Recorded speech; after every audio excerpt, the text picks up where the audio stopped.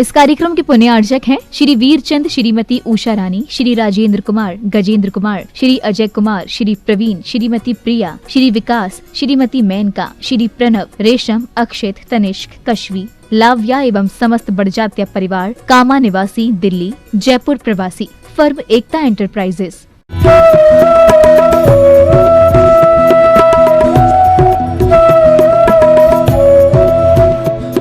सौभाग्यशालियों, ये वीतराग जिन शासन हमें मिला है और मुझे तो ऐसे लगता है कि हम इसकी रखवाली भी नहीं कर पा रहे।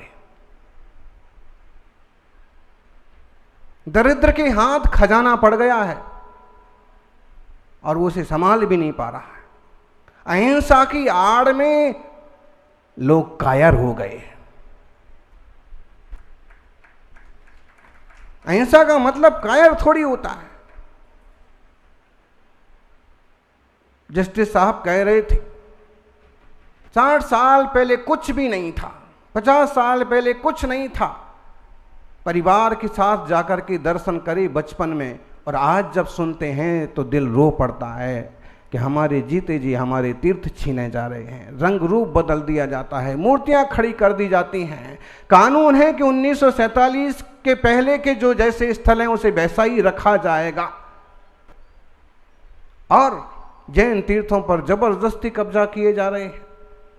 गिरनार जी का प्रसिद्ध उदाहरण है, कोल्हुआ पहाड़ की बात है, खंडगिरी उदयगिरी की गुफाएं हैं। गोपाचल पर गिरने वाला मलमूत्र है, मूर्तियों पर गिरने वाला जो सिंधिया और किन लोगों की तरफ से आता है। मुनि महाराज आकर उसमें बोले, वो नहीं समझ में आता है, लेकिन क्या करें, सुनते कुन हमें भी थोड़ा सा आक्रोश आ जाता है। समाज में आपस में नेतागिरी, आपस में दादागिरी ऐसे खतरनाक करेंगे कि जैनी श्रावक दूसरे जैनी श्रावकों के ऊपर केस कराएगा। नेमिनाथ भगवान का है मंगलमय स्थल, संभलना होगा, समझना होगा। बदल जाओ वक्त के साथ या वक्त बदलना सीखो, मजबूरियों को मत कोसो, हर हाल में चलना सीखो।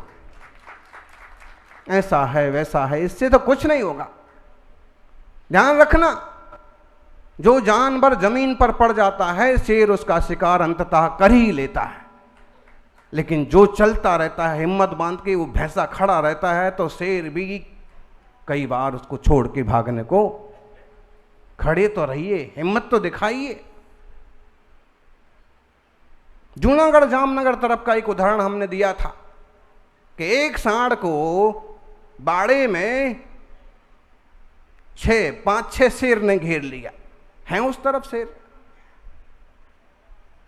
जूनागढ़ के गिरनार के जंगल में हमको भी साधना के समय आवाजें सुनाई पड़ी हैं उस तरफ, लेकिन उस सांड ने क्या किया, डटा रहा, हिम्मत दिखाई और एक शेर को सींगों से उठा के ऐसा फेंका कि बाउंड्री के बाहर। एक को फेंका तो बाकी 5-6 धीरे धीरे अपने अपने रास्ते भाग गए। कुछ करके तो दिखाओ, नहीं तो शिकार तो हो ही जाओगे। आज उस शेर जैसी हमारी हालत है, लेकिन शेर जैसा उस बेसब जैसी हमारी हालत है, लेकिन एक शेर को भी आप पराजित करने की कोशिश करोगे तो जमे रहोगे। अभिमन्यु जैसा हाल है आज दिगंबर जैन शासन का। महाभारत के युद्ध में अकेला अभिमन्यु डटा हुआ है और सब तरफ से उसे लूटने के लिए, मारने के लिए, घसीटने के लिए लोग तैयार। कहीं से भी देख लीजिए, कहां सुरक्षित हैं आप, चाहे वो लाल झंडे वाले हों, चाहे हरे झंडे वाले हों, चाहे नीले झंडे वाले हों, चाहे पीले झंडे वाले हों, कोई भी देखना पसंद नहीं कर रहे हैं। इनकी संपत्तियों को कैसे लूटा जाए और इन्हें कैसे नेस्तनाबूद किया जाए, इस टाइप की कोशिशें जारी हैं।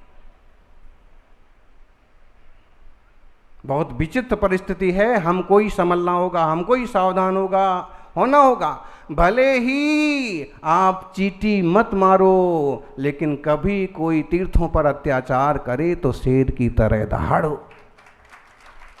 आपके धर्म पर, आपके बेटे बेटियों पर छोरियां उठा ले जाते हैं लोग, उनकी गई, हमारी थोड़ी गई। मंदिर पर उपद्रव खड़े हो जाते हैं, उनके मंदिर पर हुआ, आने पर थोड़ी। जज साहब कह रहे थे अगर पड़ोस में आग लगी है तो वो आग तुम्हारे घर तक भी पहुंचेगी, इसलिए पड़ोस में भी आग लगाए तो आग बुझाने की कोशिश करो। जैन धर्म की बातें हम अपने घर में करते रहते। मणेंद्र बोलते हैं रथ चल रहा है महावीर स्वामी का महाराष्ट्र में, हमारी जैन धर्म की जिन शासन की बातें, हम तो मछली को तैरना सिखा रहे हैं। तुम तो जियो जैन धर्म को, लेकिन आम जनता को भी बताओ कि कैसा यह जिन शासन अनिकांतमय अहिंसामय शासन, और कैसे तपस्वी यहाँ के मुनि हैं। शुरू में कुछ बता रहे थे वीडियो से, ऐसा खतरनाक खेल हो रहा है, लोग सौगंध खा रहे हैं कि 5 साल में इस पर कब्जा कर लेंगे, उस पर कब्जा कर लेंगे। आप लोग उनसे पूछिए, उनके जिम्मेदार लोगों से पूछिए क्या आप इस लेख से सहमत हैं। हम नहीं कहेंगे कि फौजदारी का आप मामला दर्ज कराइए कि वैमनस्य फैलाने वाला एक लेख पत्रिका में कैसे छपा। दूसरा, हमारी अस्मिता पर आक्रमण करने वाला ये लेख किसने कैसे छापा और किसने कैसे लिखा। क्या कोई कानून उस पर नहीं है? सभी कानूनविद बैठे हैं, सुराना जी हैं, जस्टिस साहब हैं, निर्मल जी हैं, और एक से एक दिग्गज उपस्थित हैं। संख्या बल मत देखिए, आज जो यहाँ उपस्थित हैं वो महत्वपूर्ण लोग हैं। अगर ठान लें तो देश को हिला के रख दें। युवा भी हैं, बुद्धिजीवी भी हैं। नरेंद्र जज साहब, शिक्षा का बहुत बड़ा अल्पसंख्यक आयोग का वो प्रभार आपके पास है। अल्पसंख्यक आयोग का दर्जा पिछली सरकार ने दिया था। जैनियों को यही पता नहीं है कि हमें क्या अधिकार मिले हुए हैं। हमारा बच्चा नहीं पढ़ पा रहा है तो सरकार के द्वारा कैसे पढ़ाया जा सकता है? कौन सा विभाग है जहां जाकर के हम और बात करें और हमारा बच्चा आगे की स्कूल में पढ़ सके, कॉलेज में पढ़ सकते, यूनिवर्सिटी में जा सके, विदेश में जा सके? ढेरों संस्थाएं हैं, कम्युनिकेशन बैठाने वाली एक संस्था का नाम आप बताइए। एक संस्था बताइए जैनों में जो ये काम करती हो कि गरीबों को अमीरों से जोड़ दें, जिनके पास काम नहीं है उनको काम से जोड़ दें, जिनके बच्चे बीमार हैं उनको सही स्वास्थ्य से जोड़ दें, उस विभाग से जोड़ दें जहां से उसकी बीमारी को ठीक होने लायक रुपया मिल जाए, दवा औषध मिल जाए। कितने संस्थाएं काम कर रही? बोले संस्था के 100 साल हो गए, क्या कार्यक्रम करेंगे? कभी सम्मेलन कर लेते हैं। वो बता रहे थे हमको, दाढ़ी वाले, तमिलनाडु में काम करने वाले, 100 साल हो गए हैं, कभी सम्मेलन। इन गधों को कभी सम्मेलन करोगे 100 साल होने पर कि समाज के लिए क्या उपलब्ध हो सकता है, क्या करना चाहिए? ऐसा जुनून का कोई काम करो जिससे जैन लोग कहें कि साहब संस्था ने कुछ किया। ऐसे फिजूल के लोग, ऐसे फिजूल के पदाधिकारी, भाई नहीं जमता है तो छोड़ो, नहीं चलती संस्था खत्म करो, कोई दूसरे को पैदा होने दो। ट्रस्टी बनेंगे मंदिर में और कुंडली मार करके जमे रहने की कोशिश तो आप देख लीजिए। अरे भाई आपने कर लिया 5 साल, 10 साल, 20 साल, 25 साल आपने खूब दिया मंदिर के लिए। समाज आपका आभार तब मानेंगी जब आप खुशी खुशी कहो कि अब मैं काम नहीं कर पा रहा हूं, आप लोग संभालिए। नहीं, फिर भी डटे रहेंगे। कोई नया सामने आएगा तो उसको बताएंगे कि मैंने इतना किया, लेकिन अब तुम्हारी इज्जत नहीं होगी क्योंकि अब तुमसे छीना जा रहा है, तुम छोड़ नहीं रहे हो। वक्त रहते बदलना चाहिए। ध्यान रखिए, बहुत विचित्र स्थिति से हम गुजर रहे हैं, संक्रमण का काल है। राजस्थान में अभी अल्पसंख्यक का दर्जा तो मिला ही हुआ है।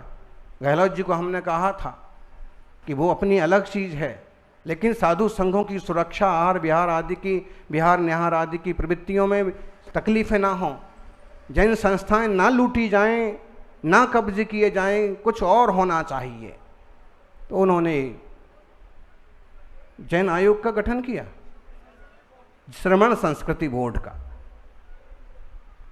पहले हमने जैन बोर्ड कहा था तो वहाँ से समाचार आया महाराज जी नाम से सब लोग चालू हो जाएंगे कि हमारा हमारा श्रमण संस्कृति वोट। आप समझिए, हम हिंदुस्तान के वासी हैं, इस देश का नाम ऋषभ देव के पुत्र भरत के नाम पर भारत पड़ा। इस मामले में हम वर्तमान की सरकार को धन्यवाद देंगे कि उन्होंने भारत नाम को विश्व की ऊंचाइयों तक पहुंचाया, लेकिन साथ में ऋषभ देव के पुत्र भरत ये और पहुंचता तो दिल बाग बाग हो जाता। श्री राम के भाई भरत, दुष्यंत शकुंतला पुत्र भरत, जिन्होंने इसको और चमकाया। हमें तो केवल वहां पर 2500 साल, 2600 साल, 2700 साल पुराने पर घसीट दिया। G20 की इस ई बुक्स में लिखे हुए जैन इतिहास का हम खंडन करते हैं, विरोध करते हैं। उसके पहले अभी हाल पिछले कुछ दिनों पहले मोदी जी ने बधाई दी थी पार्श्वनाथ भगवान के 2800वें निर्वाणोत्सव की जैन समाज को बधाई। तो फिर 200 साल तो तुमने ही कम कर दिए। कैसे कर दिए, क्यों कर दिए भाई? जिसकी लाठी उसकी भैंस। और श्री कृष्ण जी को मानते हैं ना, उनके चचेरे भाई तो ही थे नेमिनाथ। सारे पुराणों में उपलब्ध है, हरिवंश पुराण हमारा हो चाहे तुम्हारा हो, उसमें लिखा है अरिष्ट नेमि। और सामवेद की बात कर रहे थे विजेंद्र जी, बहुत ऊंचे किस्म के लॉयर और जस्टिस रहे हैं।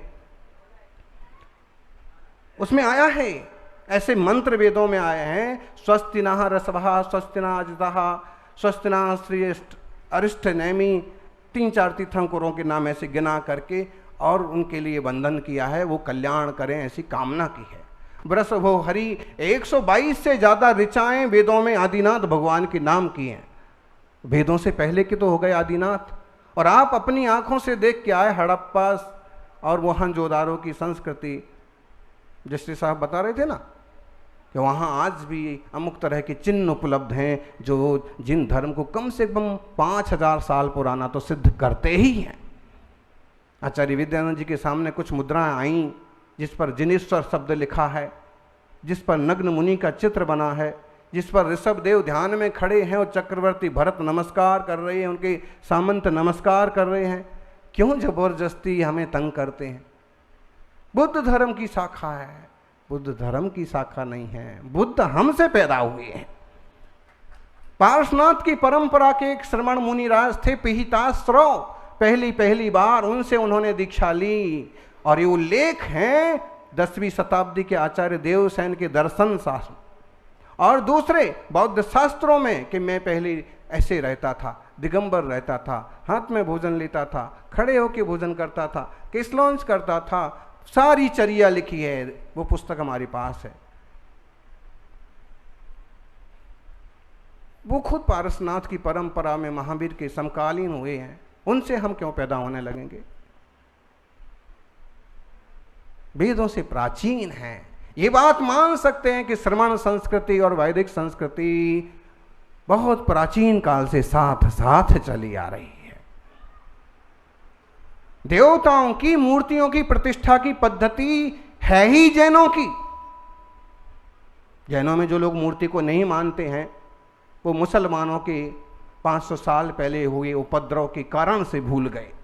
मूर्तियां जमीन में दबा दी और फिर अलग अलग तरह से, और वो आज नहीं भी मान रहे। एक बार आदत में आ गया तो आ गया। लेकिन मूर्ति पूजा की पद्धति और खास कर ये उदक चंदन जल तंदुल वाली पूजा की पद्धति मूलतः जैनों की है, व्रातों की है, द्रविड़ों की है, जो इस देश के मूलवासी थे, जो आजकल जैन कहलाते। भाई आपकी पद्धति तो यज्ञ की पद्धति रही है, अग्निहोम की पद्धति रही है, देवताओं की पूजा की पद्धति तो रही नहीं है। इतिहास बहुत बड़ा है। खैर पूज रहे हैं, अच्छी बात है, आस्तिकता बड़ी है, अच्छी बात है, लेकिन जैन धर्म के जो संस्कार हैं, जो चिन्ह हैं, जो तीर्थ हैं, उन्हें तो मत हटाइए, उन पर तो कब्जा मत कीजिए। पता नहीं लोग कैसे सोते रहते हैं। आपके घर में कोई आग लगाता रहे और आप सोते रहेंगे? तीर्थ क्या आपके नहीं है? धर्म क्या आपके नहीं है? मुनिराज क्या आपके नहीं हैं? कुछ लोगों ने तो कह ही दिया, मुनि होते ही नहीं हैं। चाहते क्या है? जिन शासन को खत्म कर देना चाहते हैं क्या? बहुत दुख होता है ये लोग इतना छोटा सोचते हैं, इतना कम सोचते हैं, केवल अपने पद प्रतिष्ठा का सोचते हैं। अपने से आगे का सोचिए, जिन धर्म के लिए सोचिए। कहते हैं कि जिन धर्म से है प्यार तो मैं रहूं या ना रहूं, जिन धर्म से प्यार है तो इतना ही यही कहना चाहिए, मैं रहूं या ना रहूं, जिन धर्म रहना चाहिए। ऐसी जीवटता वाले थोड़े से युवा भी खड़े हो जाएं तो स्थितियां बदल जाएं। हम बोल भी नहीं सकते हैं कि अयोध्या की खुदाई में आदिनाथ की मूर्तियां निकली हैं। 2000 सन में हम अयोध्या गए थे गुरुदेव के सानिध्य में, तब म्यूजियम में वो मूर्तियां देखी थीं। आज वो मूर्तियां इतनी बड़ी बड़ी सुंदर 3-4 मूर्तियां कहाँ हैं वो पता नहीं है। श्री राम का मंदिर बन रहा है, पूरा देश उससे जुड़ा है, हम भी उससे जुड़े हैं, कई जैनों ने भी उसमें डोनेशन दिया है। आनंद से मंदिर बनाइए और धर्म की महिमा को आगे बढ़ाइए, कोई बात नहीं।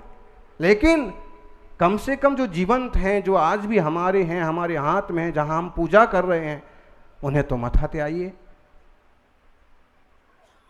बड़ी मछली छोटी मछली को निगल जाना चाहती है। वर्मा जी कह रहे थे ना, हम कोई भीख नहीं मांग रहे हैं, सच्चाई है, हम भीख नहीं मांग रहे हैं। जो हमारा है वो हमारा ही तो रहने दो कम से कम। शिखर जी के लिए लोग कितना उपद्रव मचाए, क्या क्या बोल गए हैं। जरा सा 2-5 गांव का विधायक बन गया कि इसका इतना बड़ा मोह हो गया, इतनी लंबी जबान हो गई। ऐसा निकलता कोई कि तूने ऐसा ऐसा किया, ये तेरे एक साथ ही हो जाए तो कैसा रहे। जलियांवाला हत्याकांड करने वाले का हस्र क्या किया था? एक युवक ने ही तो किया था। महाराज जी हिंसा की बात कर रहे हैं, महाराज जी कोई बात नहीं कर रहे। महाराज जी तो मौन रहना पसंद करते हैं, लेकिन जब ऐसे उपद्रव खड़े होते हैं और कोई आदमी खड़ा नहीं होता है, कोई टकराने के लिए तैयार नहीं। क्या इस G20 में कोई जैन श्रावक नहीं था? थे, 2-4 अधिकारी थे, लेकिन क्या वो शो करवा पाए, क्या बता पाए? G20 बुक्स किसी की नजर में नहीं आई क्या? अपने को बड़ा बनाने के लिए कभी अमित शाह अपने आप को जैन कह देते हैं, दूसरी सभा में मुकर जाते हैं। कभी गोयल जी अपने को जैन कह देते हैं, कभी कोई कह देता है। जस्ट ज़्यादा वोट दिख गए तो बोल दिया। इसका मतलब है कि संख्या बल रहेगा तो जियोगे, तो वो कहेंगे हम तुम्हारे हैं,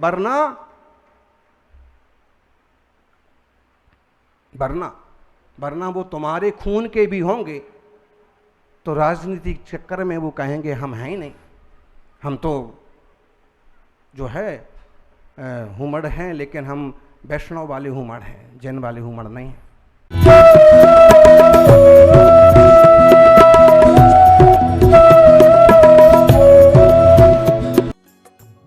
इस कार्यक्रम के पुण्यार्चक थे श्री वीरचंद, श्रीमती उषा रानी, श्री राजेंद्र कुमार, गजेंद्र कुमार, श्री अजय कुमार, श्री प्रवीण, श्रीमती प्रिया, श्री विकास, श्रीमती मेनका, श्री प्रणव, रेशम, अक्षित, तनिष्क, कश्वी, लाव्या एवं समस्त बड़जात्या परिवार, कामा निवासी, दिल्ली, जयपुर प्रवासी, फर्म एकता एंटरप्राइज।